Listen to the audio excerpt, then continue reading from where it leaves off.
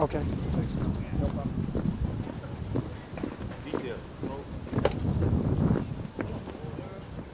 Detail, center, hey!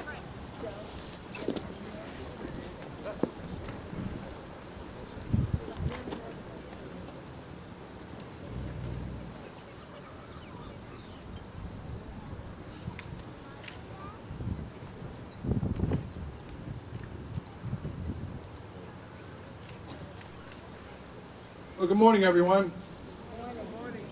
What a beautiful day this is for a Memorial Day parade and ceremony, isn't it? Absolutely.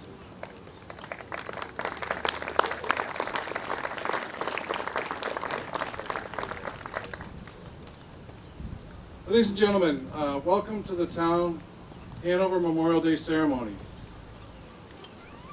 At this time, I'd like everyone to rise for the Pledge of Allegiance, followed by the singing of our national anthem.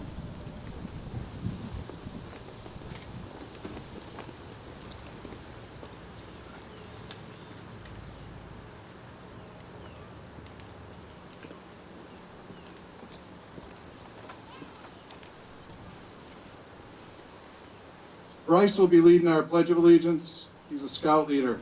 Thank you very much, Bryce.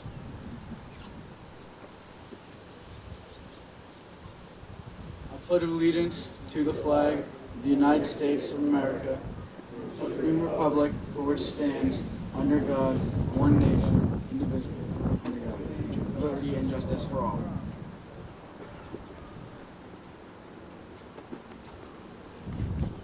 Thank you, Bryce. And now the Vox will sing our national anthem. Detail, present, on! Present. Ho!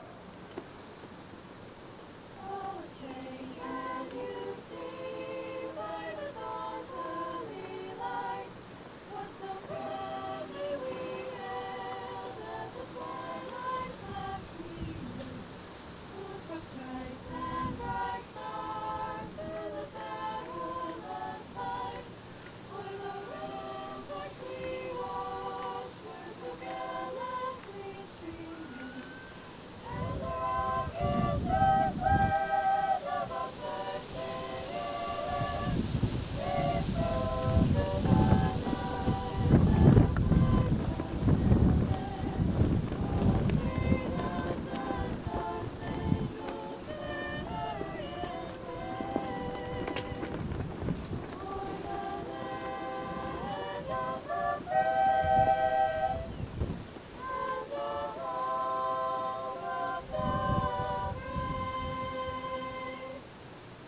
Order, on!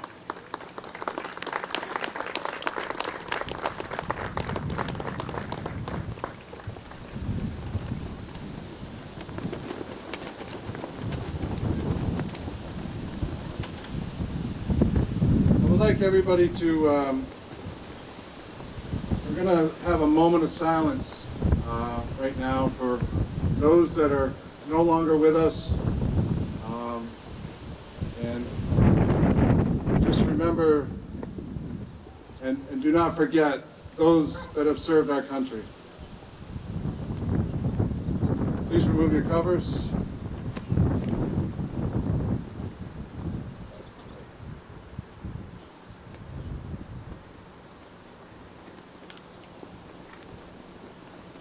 Thank you. You may be seated.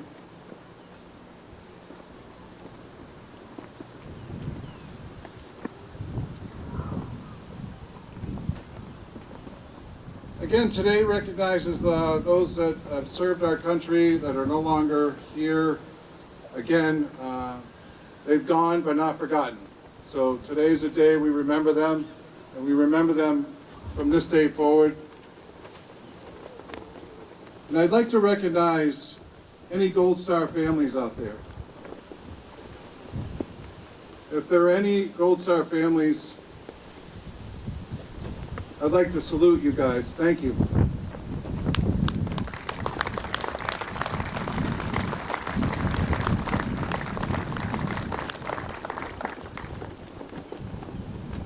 It's my privilege to welcome our guest speaker today, who's currently the CEO of Triangle Incorporated, a nonprofit company focused on lives with disabilities.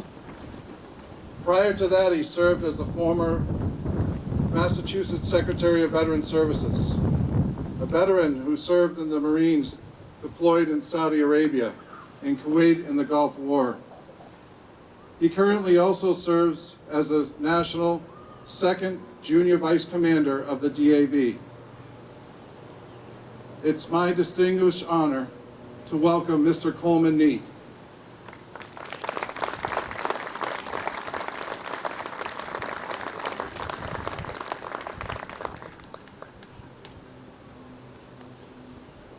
Thank you very much. What an amazing day. I was remarking to someone, I don't recall a Memorial Day with as this great a weather in a long time. So whatever word Father Hickey put in, it's working. So, thank you. It really is an honor to be here today.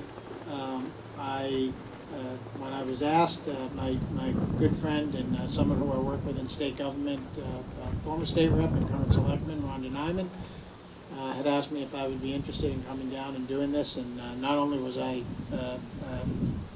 in debt to Rhonda for all of her work that she did on behalf of the veterans when she was in the State House, but I also really enjoy getting out and meeting other veterans, getting out and going to events like this, and really celebrating with the community and commemorating those that have served this country in uniform and have gone and seen the patriotism and just the esprit de corps that exists in towns and cities like this all over the Commonwealth. So Hanover, you're something very special. I was at our testimonial for the National DAV Commander out in Montana last week, and he was very proud of his state of Montana, and informed me proudly that the town that we were in was almost 170 years old, which means it has to be one of the oldest towns in America. And I said, I'm going to be somewhere next week that collectively just said, hold my beer, because this is really where generations and generations and generations have stood and fought for this country and done so much for our nation. And so it's really an honor and a privilege to be here today. And I'd really like to thank the Commander and the American Legion. I am a national officer with the DAV, but I'm also a proud Legion member. And I can tell you that what you see here today in terms of the parades and the services and the commemorations are only just the tip of the iceberg for what our vet service organizations are doing for all of us every day. There's been a flurry of legislative activity and a flurry of benefits and services that groups like the American Legion and the Disabled American Veterans and the VFW and the MVets and IAVA and so many others have really pushed through over the past few years, including most recently the PACT Act, which has already had 500,000 veterans submit claims to get services and benefits for exposure from everything from Agent Orange to burn pits in Iraq and Afghanistan. And what we do here today, as the Commander said, we are remembering those that are no longer with us. We are remembering those that have worn the uniform. We're remembering those that gave their lives in service to this nation. But we're also conscious of the fact that remembering is not enough. We have to honor that sacrifice. And the truest way we can honor that sacrifice is by ensuring that those who came home and returned, their comrades, their families, get the benefits, the services, and resources they need to be able to help them rebuild their life and go on and continue to contribute, continue to live great lives in the spirit of knowing that they'll always be eternally grateful for those that did not return. So thank you to the American Legion, and thank you to all the vet service organizations that are here. I'd also like to thank our first responders, and thank you so many veterans I know that are on our police and fire departments, and just how critical your roles are to helping us, and also especially the younger people, the people from scouting that are here, the people from the band. It really does give us veterans, I think, a particular amount of gratitude that that the younger generation is still has a perspective that this is important to them, and they take time out of their day to come out and honor us and commemorate with us. So thank you very much for all you are doing as well. For many Americans, the last Monday in May marks the unofficial start of the summer. It's a long weekend, family barbecues, gathering of friends. But for those of us who served in the military, Memorial Day holds a much greater significance. It commemorates the brave men and women who lost their lives defending our great nation. At the core of our military lies a unique theme: the selfless desire to serve and the willingness to sacrifice on behalf of our nation. Now, I know you've probably studied this in school, especially for some of the younger folks, but the origin of Memorial Day was first observed over 155 years ago in memory of those who fought and died to preserve our Union during the Civil War. Now, the names obviously changed over the years, but the ideals and the intentions have not. It's a day all Americans should take a moment to honor those who made the ultimate sacrifice in service to our country. Memorial Day is a day for both grief and celebration, reflecting on the tragic loss of life and recounting the courageousness of their service. President Harry Truman stated in his address to the armed forces after the death of Franklin Delano Roosevelt, "Our debt to the heroic men and valiant women in the service of our country can never be repaid. They have earned our undying gratitude. America will never forget their sacrifices. Because these sacrifices, the dawn of justice and freedom throughout the world slowly casts its gleam across the horizon." The respect and admiration we have given our fallen pay tribute to their memory and the lives they have lived. We do so by visiting their grave sites or placing flags, wreaths, or other mementos at memorials in our communities. But their final resting place should not be the only place where we gather and share memories or sit in quiet contemplation. To truly honor their lives, we must share their stories with others and ensure their memories live on even though they are gone. One of these stories is that of U.S. Army Specialist Lori Piestawa. Piestawa deployed to Iraq in March of 2003, 20 years ago this year, as part of the invasion. Her group, which included her best friend Jessica Lynch, was ambushed on its way to Zara, and she was taken prisoner. Unfortunately, she did not survive the ordeal. Piestawa was the first woman service member to die in Iraq and the first Native American woman killed while fighting for the U.S. military. Before he died, her father, Terry Piestawa, a Vietnam veteran, said that the memorials in her honor were once difficult, but as time passed, it helped him and his family, including his 2 grandchildren, heal and celebrate her life.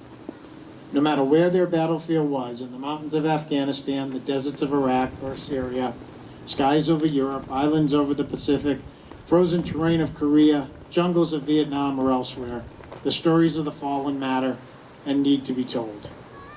By sharing their stories, we keep their memories alive and give others a glimpse of military service that aims to inspire them to create a better world, a stronger nation, and kinder communities. It is up to us to use the gifts secured by those who made the ultimate sacrifice to do as much good as possible and honor a debt that can never be repaid. On Memorial Day, we reflect and share the experiences of our fallen loved ones, but tomorrow and in the days that follow, we must act.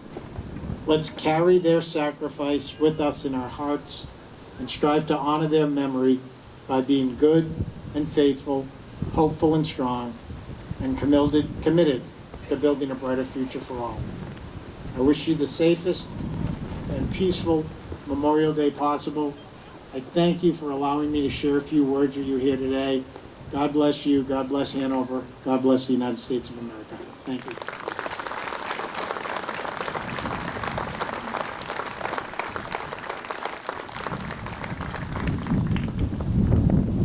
Thank you very much, Coleman. Thank you. At this time, we ask all of you to stand for the laying of the wreath, followed by the gun salute, followed by taps.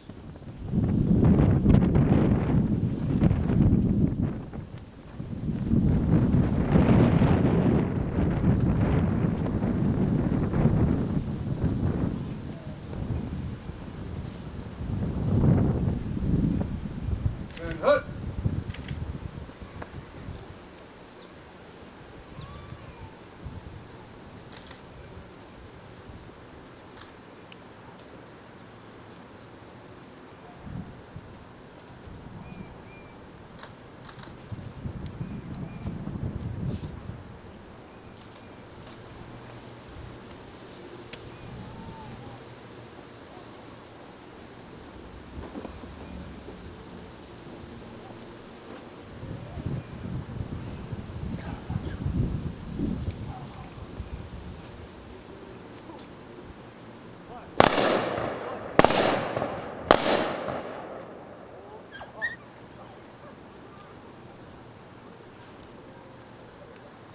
Present. Present. On.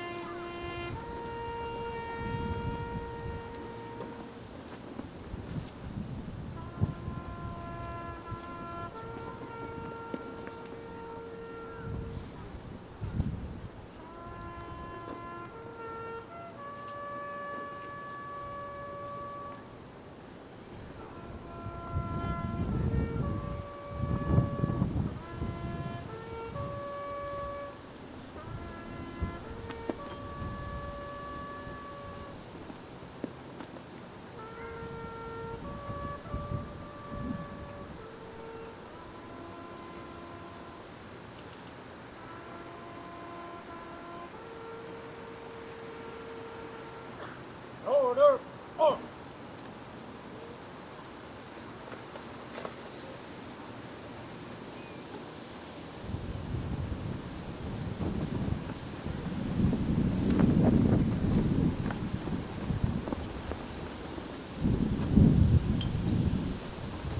Please remain standing.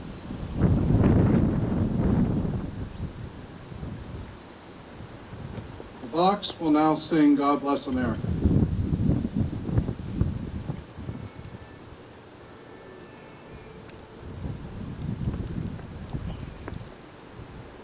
Let's gather across the sea. Let us swear allegiance to the land that's free. Let us all be grateful for a land so fair. As we raise our voices in a solemn prayer. God bless America. God stands the land, stand beside her, and guide her through the night with the light from above. From the mountains to the valley, to the ocean, share it low. God bless America, my home sweet home. God bless America, my home sweet home.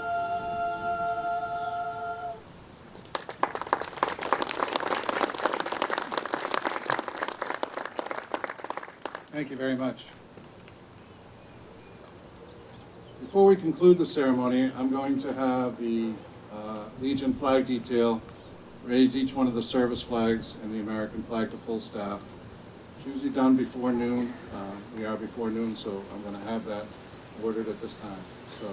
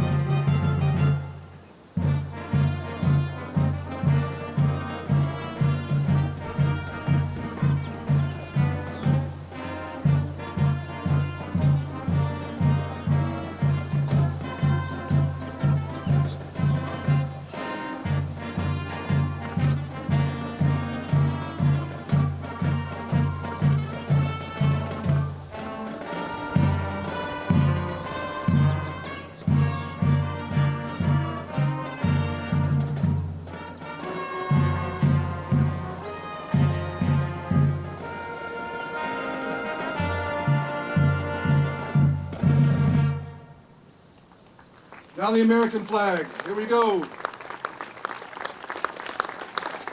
Present. Come.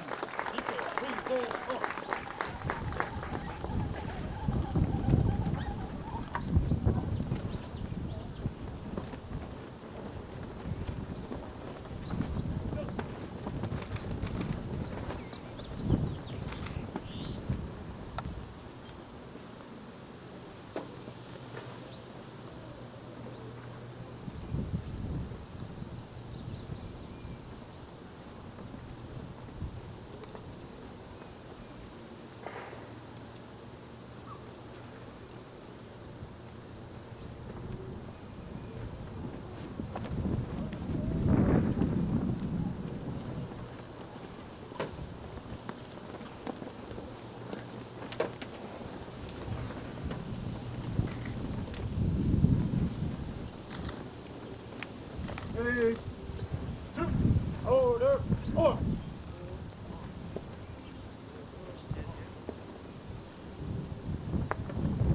Before we end the ceremony, I'd like to thank a lot of people that were here today. Starting with the Scouts, I'd like to thank the police, the fire, the band, our comrades from the American Legion, the Vox. Thank you, ladies. Thank you so much. There's veterans. I want to thank you guys for coming out today. The town officials, select board, thank you very much for coming out today, and everyone else who I've forgotten, thank you so much for everybody. Thank you. This concludes our ceremony. Have a great day and a great weekend. Thank you.